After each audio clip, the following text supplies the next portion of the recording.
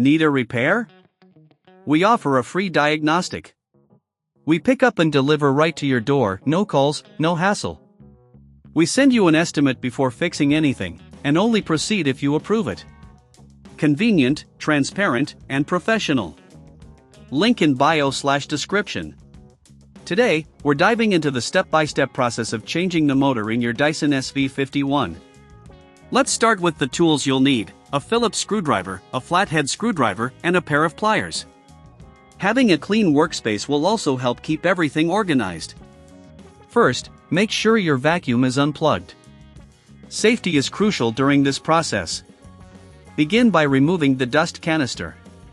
You can do this by pressing the release button located on the top of the canister and pulling it away from the main body. Next, use your Phillips screwdriver to remove the screws located at the base of the vacuum.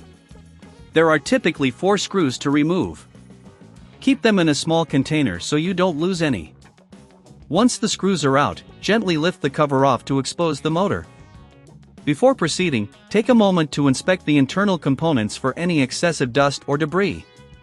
A clean internal environment is essential for optimal performance. If you find dirt buildup, a quick wipe with a microfiber cloth should suffice. Now, we can access the motor. Disconnect the wires connected to the motor by gently pulling them off. Remember how they're connected, as you'll need to reattach them later. If you're unsure, take a quick photo for reference. Next, use your flathead screwdriver to remove the motor from its housing. There should be a couple of clips holding it in place.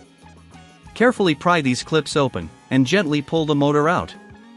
Be cautious to avoid damaging any surrounding components. With the old motor now out, it's time to install the new one. Align the new motor with the housing and press it into place until you hear a click, indicating it's secure.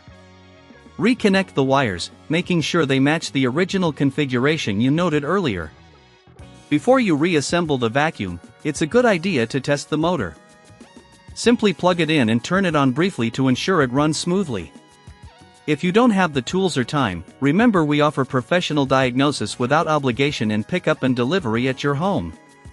This can save you a lot of hassle if you'd prefer to let the experts handle it. Once you've confirmed the motor is functioning correctly, replace the cover by aligning it back into position and securing it with the screws you removed earlier. Make sure all screws are tightened properly to avoid any rattling sounds during operation. Finally, reattach the dust canister, and your Dyson SV51 should be ready to go. If you ever need a quote before repair, don't hesitate to contact us for assistance. Keeping your vacuum in good shape is essential, and following these steps will help extend its lifespan. Need a repair? We offer a free diagnostic. We pick up and deliver right to your door, no calls, no hassle.